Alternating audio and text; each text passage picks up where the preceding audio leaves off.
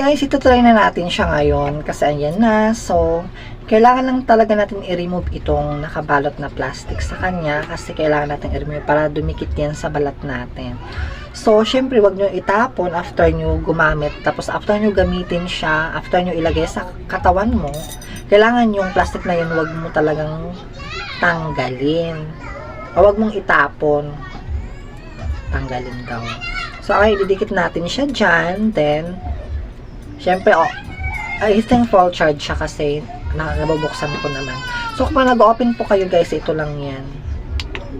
Ayan, open po yan, yung sa plus sign, then mag-add ka ng number 1. So, ayan po yung nag-work po yung item natin. Tingnan nyo, nagumagalaw yung kamay ko ng kusa.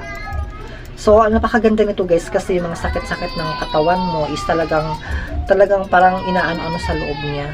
Minamassage niya talaga. So, kailangan lang talaga nakadikit siya.